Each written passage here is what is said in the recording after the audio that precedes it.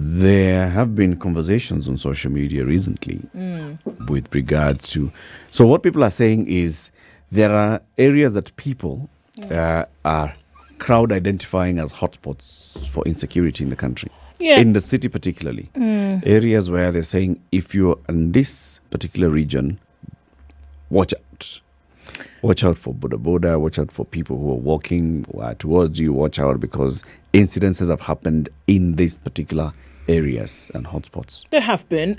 If we look at one of the posts that came from Kileleshwa Ward MCA, Robert Alai, said that criminals are operating in Kayole, Soweto, Tunjiro area. They are using a pro box and terrorizing people left, right. They masquerade as policemen. Yesterday, they came and collected a man from his Mjengo as policeman, but they thought that he was dead. They hit him with a hammer on top of his eye socket. These criminals work in teams. There's another group around Jacaranda. He's doing some investigation and he's gotten that there's a connection of a chain connected to a certain woman in Jiro and one policeman from some station in Kayole. This is what he says. We just need to be clear on that. This is what he's saying.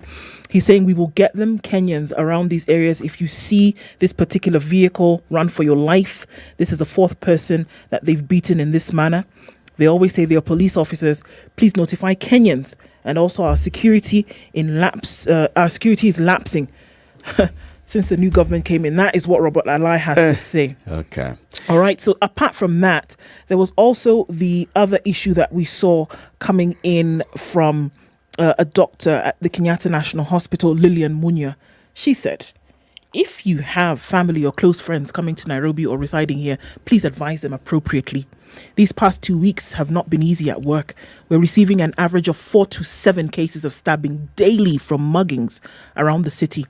I've helplessly watched young and old, men and women breathe their last trying to save them. Some are in ICU while others have survived but with lifelong injuries. Most of these cases are coming from the drive-in flyover up to KCA, that's off the Thika Superhighway, the KCA underpass and total exit, I beg your pardon, Globe Roundabout and Kipande Road, ABC Place and Kangemi along Wayaki Way, Naivas Allsops along the Thika Superhighway, the CBD Archives, River Road and the Fig Tree area opposite or near the KBC offices. Please note, these killer thugs are stealing in broad daylight. If you resist, they will stab or shoot you without a second thought. Advise your friends and family to avoid walking alone or getting late in these places. If you're carrying a laptop on your backpack, you remain a target. Be sure you will lose it or your life in these places. So this is somebody who says that they work at KNH and they are saying that this is what they've witnessed. Of course, we haven't talked to them, so we don't know for sure whether they actually do work there. But there's a petition that's been launched by a family on change.org. And this is with regards to a young man who was 24 years old called Keegan Benson Githua, who was killed in Ridgeways as he walked home. He was attacked by thugs who used the Boda Boda to get away. They tried to rob him of his gadgets and stabbed him in the chest before getting away. Keegan was rushed to the hospital or AAR on Kiambu Road by Good Samaritans. The hospital staff tried to resuscitate him, but he succumbed to his injuries. Now, the family and friends of Keegan have launched a petition on change.org, and they're saying what they want to do is they want to petition the authorities to take some action on A, the Boda Boda operations, B, vigilance by police and increasing patrols by police, enforcement of laws to ensure that you know who is operating where. So it's basically a call for more patrols by police and more action by police. If you look at the pockets of information that are coming from various quarters on social media, then they are basically saying something. The question is there an issue with regards to security and insecurity in Nairobi? Is this a spike in incidences of insecurity, or is it a spike in reporting of incidences of insecurity, or is it something else altogether, like, bringing to the fore issues of insecurity? What is it? There are known patterns, that is information that is garnered from research about incidences such as the one that we are witnessing and the reporting of it. And there's a genesis to it. There are things that one would refer to and say are relational. These crimes, you will find, are being perpetrated by people who are young.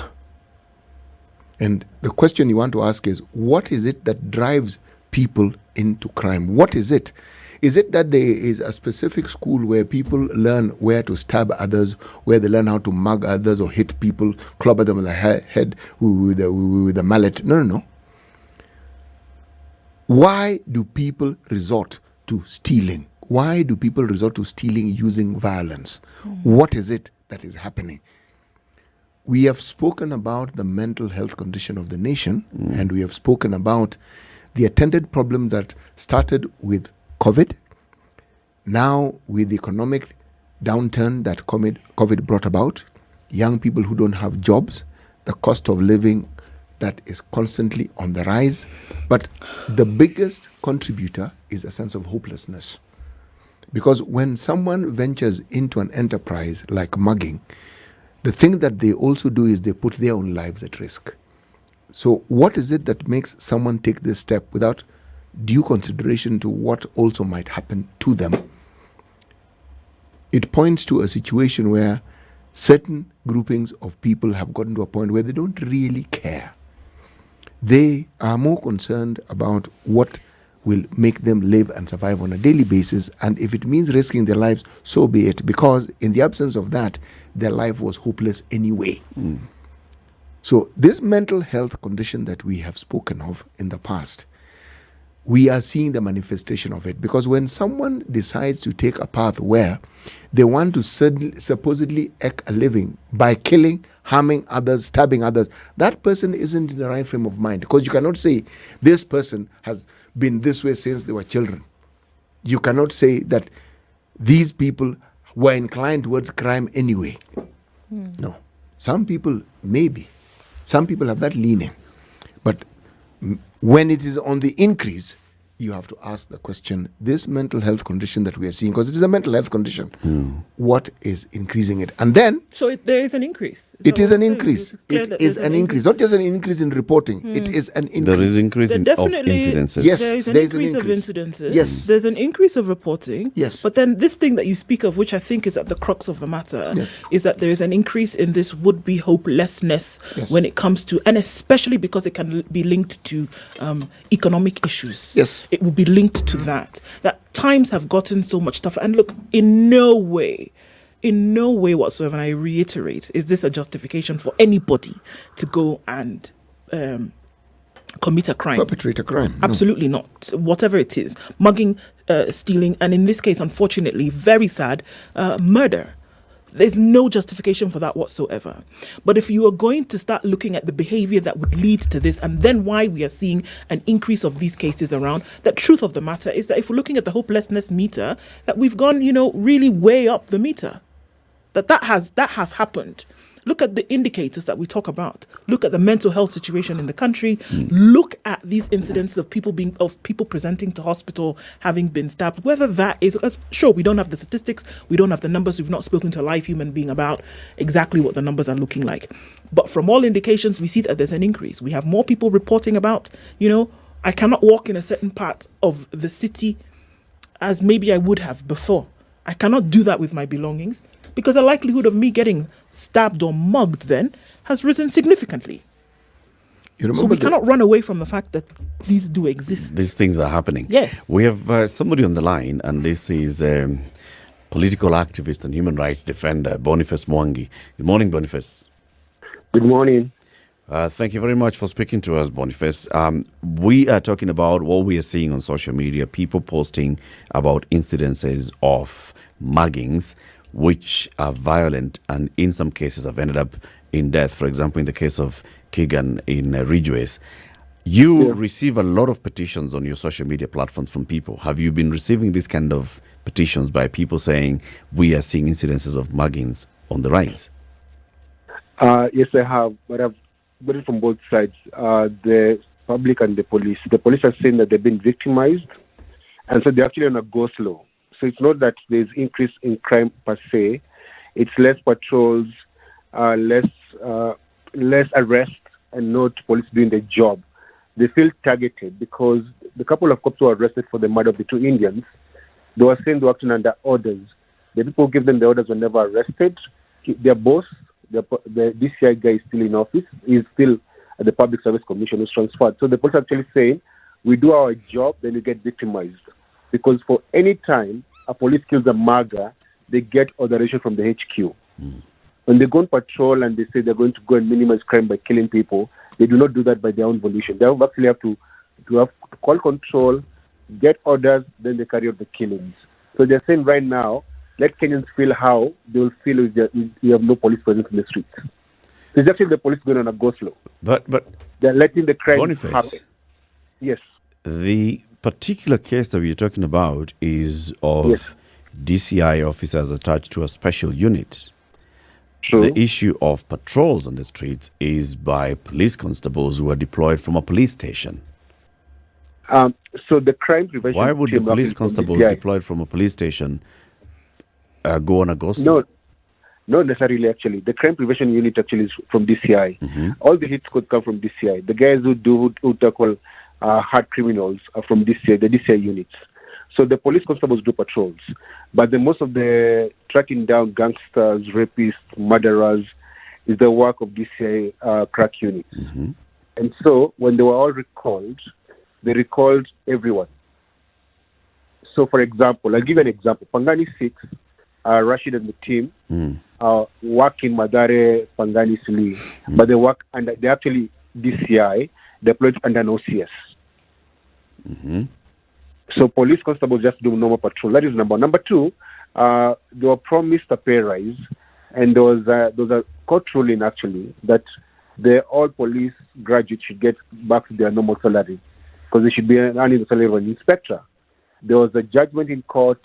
The police commission said it should be obeyed, but they haven't got even their salaries. So basically, there's a change of government and change of administration. So there's actually internal strike among police officers. What are they striking about? Are they striking about transfers, or is it what you're saying, the promised a salary, and has the salary promise been rescinded? So there's a graduate police officers striking about they haven't been paid their money. That is number one. There's also the feeling of victimization that they act under orders, but it's actually the junior officers who suffer when those orders go wrong. So there's a lack of accountability. They're saying if you're going to hold a constable, inspector, or an inspector responsible for whatever they did, you should take it all the way to the chain of command. They are actually acting on orders. So basically, it's the entire police service coming together and saying, let Kenyans feel our absence in these few times. Because the truth is, the guys who do most of these killings, based on intelligence, they're known. Because when they rob, they go back to the community and they have to go and fence whatever they steal. Whatever they steal has to go to a pawn shop. It's an entire chain. And the police understand that entire chain. So it's very possible for them to get Keegan's murder within a week if they want to. So this is one side. This is what you're saying you're hearing from your sources within the police service. What about from the public? It's unemployment, bro. There is a high level of unemployment. People are hungry. People are angry, and they're desperate. By the time someone is going to risk their life to go and steal at knife point or gunpoint, they have nothing else to do. They have come to the end of their choices. The killing is bad. The violence is bad. But they're saying we are hungry and we don't know what to do. And what I think is going to happen in the coming months, the government made a lot of promises to hustlers. They must fulfill that. If they fail to do that, there will be a revolt or an increase in levels of crime. Because desperate people do desperate things. And people are just desperate. No one steals for fun. Yeah. I hear you on that, Boniface, but I'm just asking directly, are you getting people who are writing into your platform and saying, we have increased incidences of muggings or insecurity in our area? That I know somebody who was attacked yesterday, or we have somebody in hospital whom we took after being attacked. Do you have that kind of information? Yes. And what's the Give me nature? to add on that. So what's the nature? Yes. So just violent muggings when people are walking, especially in the CBD. And so we're saying that. So Boniface, we're saying that. It's a demand for whatever might be on your person, your belongings, and if there's any kind of resistance, the next resort that we see is then infliction of injury, or unfortunately, in some cases, like we've seen, and unfortunately with Gidua, death. Yeah. So it's basically, so the thing is about CBD is a very small place to actually secure, but guys are getting mugged every day. I don't even understand how a small place like CBD, there are CCTV, guys get mugged. It's a very easy place to secure if the police actually really cared, because every exit, every entry point has a CCTV camera, and the people who mug exit and enter, and they go there daily. So you can have, if it's a hotspot, that means those guys come to work at that hotspot every single day, and the police know them. I'm just saying, at this particular stage, it's the police failing to do their job. They know it's a hotspot. They don't put, you can even put full-time police officers. For example, in this country, our members of parliament, our governors feel very insecure. So they walk everywhere with a bodyguard. They have a bodyguard everywhere they go. That means they have enough police officers to deploy on hotspots. If Globe Roundabout is a hotspot, we have enough officers to go and say, "Kaa hapo, usitoke hapo." Kenyan banks don't train police officers. Kenyan banks have police officers at their door every single day. That means we have enough police officers to protect all Kenyans, because, for example, there are like 10 banks or 20 banks in the CBD. Just give 10 banks officers, because some of them are in the same street. Then take the other 10 officers and put them in the hotspots. No one is going to get mugged on those hotspots. It's just lack of thinking in the police leadership, because they can secure hotspots if they want to. If someone has been mugged there today, then there's another mugging tomorrow, and the day after, that means the police are not responding to people's complaints. So there are underlying issues from various angles. Boniface, thank you very much for joining us, and thank you for sharing this information with us as well. Thank you very much for having me. Asante. Asante sana. Let's cross over to Nyandarua. John is on the line and he wants to contribute. John, good morning. Good morning. Good morning, John. Morning, John. Hello? Hi, John. Yes, good morning. Yeah, very fine. Now, this is a problem that facing the public, and it's becoming scary. For instance, here in Henry, we had the police are attacking the public. John, your line, please call back. Let's try and get you on a clearer line. Anthony in Mombasa, hi. Hi, how are you? Very well, thanks. Habari huko? Salama Nzuri sana. kabisa. Yes. Wacha nichangie this topic about the mugging in Nairobi. But what I want to look at is from a different point of view. Yes, we might blame the police for the rise in security, but as it squarely falls on them. But I wanted just to pick on something, because Nairobi, as it is perceived, ni mji ya wezi. Yani huko, it's a gangster sort of life. Why people are saying that is because the common mwananchi does not care or does not actually respond to someone who's being mugged. In Nairobi is where someone can get mugged qua stage in broad daylight, and people are just standing there looking at what is happening. Then after you've been mugged and the muggers have left, is when now people respond. But if you go to other towns, you see, let's say if you come here to Mombasa, if such a thing is done in broad daylight, believe me, people will just surround there and look at what is happening, and people will intervene. So as much as we say it is the police responsibility, because the police will not be there all the time, but there will not be a witness. There is always a witness. You cannot be mugged unless you're walking 3 a.m. in the morning, but if it is in broad daylight, they're So it's talking an about the aspect Globe of- Roundabout. It's an aspect of community policing as well? Actually, that is what now caters for these muggings. There's nothing best than community policing. I believe in Globe Roundabout, you might find there maybe the mechanics are there or the makangas are there. So it is just about sensitizing them and saying, you are not supposed, you are supposed to do something. When someone is getting marked there, even if someone is using a knife, but the fact that you'll go there, people are armed with sticks and everything, unless it's a gun. If it's a gun, then that's a different story. But mtu akipigwa ngeta, honestly, even if there are 10 people doing that deed, I believe that particular area, there must be more than 50 or 100 people. It's just taking care of your neighbor. Once that happens, we'll see this number of muggings going down. All right, Anthony. Thank you very much for your call. Okay, thank you. We want to hear from you as well. 0719-012-600. That's 0719-012-600.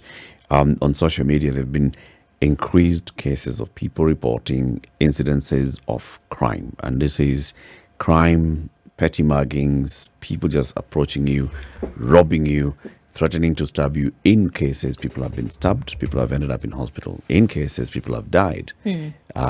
Somebody has been stabbed to death and they were attacked by people on a motorbike.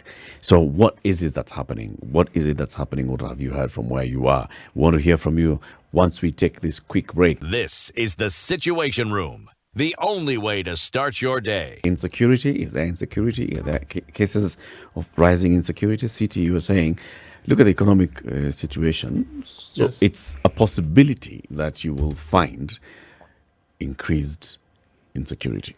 Yes. It's a combination of so many things. You look at, for instance, let's talk of unemployment even before COVID. It was something that we discussed at great length, and it was an issue that just didn't require noting, it required addressing.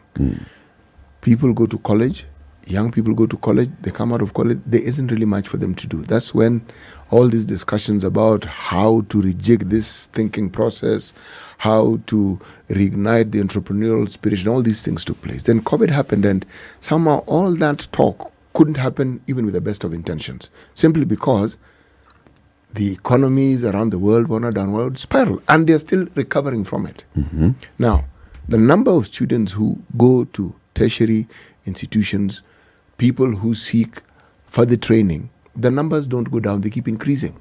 And so if work opportunities, employment opportunities keep reducing, and you have a situation where the cost of living just keeps rising, what we're saying, the inflation rate just keeps rising, the problem that we speak of in terms of the mental capacity to deal with the situation doesn't get better, it gets worse. Now, when one is young, the thinking behind how to make a living is often, should we say, it's conjured up with your peers, what someone seems to do and how they seem to. It's how people are recruited. I know this because when I worked in the research world and we're looking at high-risk individuals, say, for instance, sex workers, whether it was male or female, what it is that got people into that line of work, it had to do with peer influence. Someone tells you, I look this way and I'm able to do this because this is what I do. So it begins in a way that one could think of as being harmless, yet it isn't. Now the consequence is then brought to bear when now one is fully fledged in that particular trade and you realize, my goodness, there's a lot more to this than I was told before. Same with crime. People aren't introduced to crime as a bad thing. No, all you need to do is this and you'll have money. And the person telling you is someone who is... They're a living example. Yes, you have. And you can see they seem to be okay, they don't have a problem, they have money, they have this. And how do you get this? All we need to do is this and the other. So the problem is it becomes then a growth industry. And many people go into it because you live in an area and everyone around you doesn't seem anything, seems to have... What they seem to have to do is this. When I worked in the western part of the country, the thing that I found in those days, around 2005, 2006, many young people in the areas of what we refer to as Nyanza, places that didn't have industries to speak of, commercial activities were what we call small-scale businesses. many young people got into what you could refer to as the security business. Essentially, they were goons for hire. So young people spend a lot of time bodybuilding, being tough. There's a limit to how many bouncers any establishment can have. But when you're going for a rally and you want people who can disperse people effectively, people who can thump people to an inch of their life effectively. A certain kind of person you went for. Yes. So it was, again, a growth industry. And one is because when you talked of opportunities, you ask yourself, where were they? And many of these thugs for hire also ended up were touts in the matatu industry. I'm simply saying there's a pattern that you see when opportunities that one can think of and say, if I do this, there will be this opportunity, when they are lacking, and all you're seeing is a closed door. All you're seeing is a shut door. So the one which presents itself and can offer you what you want is what you take. Is what you take. But I was saying that it is a state of mind that in my mind is unhealthy. That's why I talked about the mental health. Yes. Robert in Nandi. Yes, sir. Good morning. Good morning, too. Are you concerned about the state of security? Yeah, of course I'm concerned. Nasikia mnanyongwa Nairobi Mbava. Yeah, and I think there's a status I read from a friend who is a police lady. And she wrote something on her status that there is a big chance of a police officer being blamed for not acting or acting. And then I was like, yeah, what is this that I'm seeing here? So, in essence, what is happening in Nairobi, I think, is a case of the persons who are supposed to act are a bit hesitant. Why? Of their actions. Like now, the only thing that can deter those guys from maybe mugging people is full force of the police officers. Full force. Sio ile ya kubembelezana. That is the only thing that can deter them from doing what they are doing in Central Business District.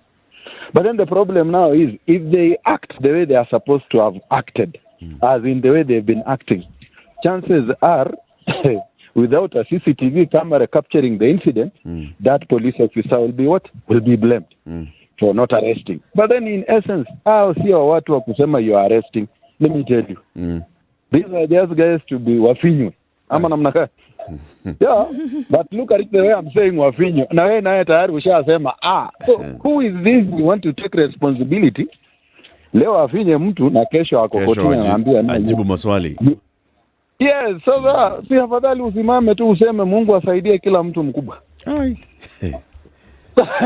Robert. But let me ask you, Erika. Go ahead. We lost him. Zachary. Oh, good morning, you people. Good morning, person. Can you now hear me clearly? I mean, no. Without interference. No. Oh, really? Okay, let me place my voice and then. Now, I congratulate Mr. City, Andrew, Tyler. Zachary, try the other phone. Okay. Try that other one. Janet in Garden Estate. Good morning, Eric. Good morning. So, a couple of things about what you're talking about. I think, number one, first of all, and this was going to be very obvious, with the disbursement of the special police unit, it gives the thugs some bravery that was not there before. And if you frequent a place like Isili, there was a time there was quite a spate of robberies at the M-Pesa, the M-Pesa units. And this is also being seen in places like Dawn Home, Feather. It has come back. But those people, when they were being shot, I mean full force of the law, like someone had said, it scares them and they disappear. But now, with this KK government, the hustlers, especially the Buddha people, the entitlements they have is nauseating. You just need to go to the CBD. The entitlement who has? Sorry, I just wanted to be clear. The Buddha people. Okay. Because apparently they feel like they're the ones who put the government in place. So, like, you just need to go to the CBD and see the difference before and after. These people, now they park anywhere. you're walking at on a pavement, they will hit you, and then they're telling you, unatembea aje bila kuangalia. And you're at a pavement, surely. Anyway, that is number one. Number two, I also have an example. A place like Gikomba, there's certain places where you can never be mugged. Why? Because the business people around there, they took it upon themselves. If they see someone mugging, trying to steal a phone or anything, they just light you up. And they can tell you for sure there you can walk holding your phone, no one will bother with you. But you just need to go to a certain place in Gikomba, and there it is, you're even told, ukitembea ukiongea na simu, it is at your own risk. The same thing, even for us people in the CBD. If we took it upon ourselves, ukiona mtu akiibiwa, because it's going to spoil for me business, why can't you also take action? Those people are normally like 3-4. You want to tell me 20 people cannot overpower them unless they have guns? So there's so many things that are coming into play, and even the police feeling victimized. So this government just needs to get its act in order. Thank you, Janet. Let's hear from Gore. Good morning. Good morning, guys. How are you doing? Good Very morning. well, Gore. How are you? I don't know how audible. I mean, do you get my line clear from that end? Very clear. Thank you very much indeed. Now, my take is this: crime or criminology, from whichever angle one wants to look at it, in my judgment, is an industry. Crime is an industry which must be expected to thrive in any society. What is important here is how that industry should be managed. And in management here, then there are these players. We have the police in terms of security, we have the government, we have the society. Now, unless these demarcations are well drawn and interrelated, and then the boundaries are well respected, you may not be able to manage crime successfully. From the society point, if you leave society to manage themselves, then because the criminals stem from the society, it will be easily managed. Because there are some societies in some estates in Nairobi during those days, like in the 80s, where if you are spotted to be stealing from somebody, you are actually killed. So nobody was now attempting, and now so it became a very safe place to move around in those places. Now, but again, the other challenge comes in that you see the law also wants to come in and say, why did you do it? Now, but the other side of the question is, yes, there's that section of the law. Then the other question would be, where were you when this criminal was attacking us? Because you are supposed to provide us with security. Now, in the event that you are not there, do you want us to sit and watch him attack, kill us? The answer is no. So that is now the side of the aspect of the society. The side of the government, when you politicize security, then you must see the repercussion. If you want to bring in politics into police, into security system of a society, then you must see the repercussion. I can remember there was Linjir was head of that television thing for the president. Now, it's called a presidential press service. Yes, not television service. You guys know it better because that is where you live. Yeah. Now, so now he had the big Betacam camera behind the pickup motor vehicle, and then that motor vehicle was being driven by his wife. So the lady parked that vehicle somewhere around Mfangano Street as she walked into a shop. When she came out of the shop, the camera was not there. So what she did, she put the information to Linjiru. Njiru went to the PPO, Nairobi here, and said, the camera that is recording the president has been stolen. So I cannot report the president today. Why? What the PPO did was simple, right? Where they were with Njiru, the camera had to be brought there. What the police did was the PPO rang the OCPD at Central and said, presidential press camera has been stolen. Yes, it's missing at Mfangano Street. I want that camera here now. And then he gave some timeline within this framework. They had to say, dear Fandi, the OCPD. Then that chain rolled down to OCS and said, the presidential camera is stolen at Mfangano Street. So I want that camera immediately because the boss wants that camera. It's sitting waiting for it. What the OCS did was to simply walk into the cell and said, "Wapile walifu ya Mfangano?" Kujeni. Wakakuja kwa ofisi yake. Akamwambia, I want to release you people to go home. Couldn't that be a good idea? Yes, that could be very good, Afande. Lakini the terms and conditions must apply. There is a camera which is stolen in that place. Can you go and I want that camera now? And those guys said, we are bringing the camera now. So they were left. You see, they were left to go to Mfangano. Wakienda huko wanasema wakina nani walifanya hii kazi. Wanaambiwa ni wakina fulani. They traced the camera up to the Gorgon where the camera had been sold to a certain Asian. So the work of the police was just to follow the camera, track the camera to the Asian. They picked the camera. They didn't bother about that Asian guy. Said your business ends began. They picked the camera, took it to the station. The station commander took it to OCPD channel it to CPO, and Lee got his camera. So it is a chain. So you have to know how to manage this thing. Otherwise, that is all my take for this morning, guys. Thank you. Thank you so much. Zachary. Oh, can you now hear me clearly? Ah, yes. You've moved to a different hill in Gatondo. I tell you, Potter goes around with a beast, two beasts, yeah? Yeah. I go around with three Fords. You have your three Fords again. Yeah, the way you are describing this Moribadro there with the Ford he has, he is now officially a lake man. He comes from the lake. Yeah, now this is my take, yeah? My God, let this new government know this, yeah?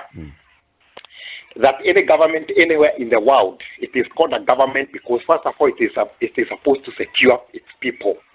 The people are the jurisdiction, guard their life, guard their property, and generally allow everyone to go do legal business. Yeah. If it fails that, it is labeled a terrorist state, a failed state.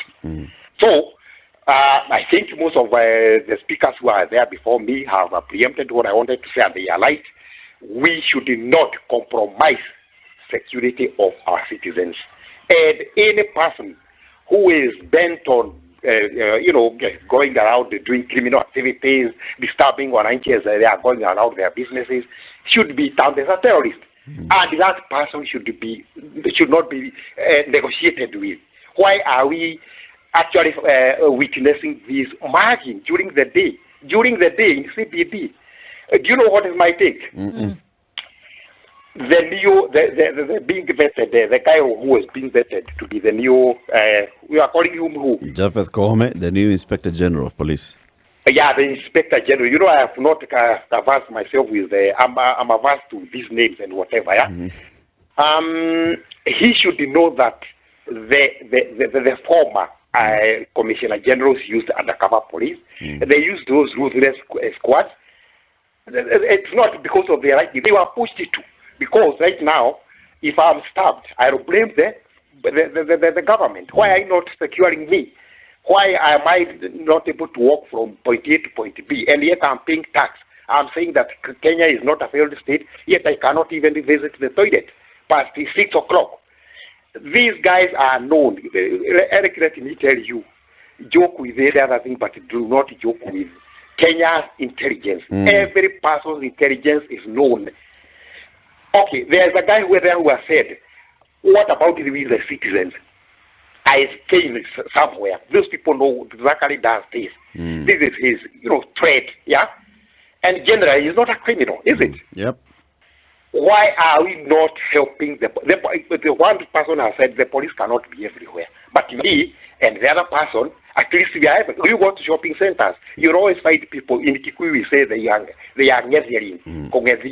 gazing, But those people are very, very important because if a car has an accident, you see them in TV. They'll be the first responders. They can even describe how the driver was thinking. So let us hear Kina Heze being sent. There's this guy called the legendary Heze, yeah? Heze wa Dadora, Heze wa Bukuru kwa Jega. Why are those guys that you are paying them? Let them go there within 3 days. The government can be very ruthless. And then when the police do when they do their work, let us not politicize it and by saying that if you killed my brother. Your brother was killed, but he was a criminal. He would even have come and killed you. And finally, can I say this one thing, last thing, yeah? Mm-hmm. When I was growing up, yeah, a mature thug, in fact, would guard you because you are a sharper, is it? Mm. He would take you whatever you have and he'll tell you. He would take you whatever you have and tell you, okay, tomorrow or probably next month you are coming. But killing, why should you kill? Suppose you go and sort your supper, you put salt in your supper. Shall you be able to go and harvest again? So these guys they are terrorists, they are killers, they should be killed. Okay, Zachary. Thank you. Yeah, thank you. Let's try whether John's phone is better this time. John, good morning. Good morning, how are you guys? This is much better, John. This is very fine. I think my network is very bad today. Pole. Now, you have a very, very good discussion regarding security. But I think our leaders are killing the morale of the police by giving them warnings. And even this case of this special units should have been handled in a different way. You know, it should not have gone to the public limelight the way it did, because it has really killed the morale of the police. Are you saying that we should not seek to understand extrajudicial killings? The judicial killings should not be there. They're very bad indeed. But we should not have given it the limelight, it took, because it appears to be politicized. Politicizing the issue is the bad thing. Okay. Secondly, this is something which should have, been extended to years back, not a specific case of two Indians. You know, there are many Kenyans who have been, faced judicial killings, extrajudicial killings. Yes. So they should have taken a more professional. They should have taken a better professional way, so that they may not kill the morale of the police. Secondly, if we go back to the Michuki days, when Michuki took over, there was a big insecurity problem in the city.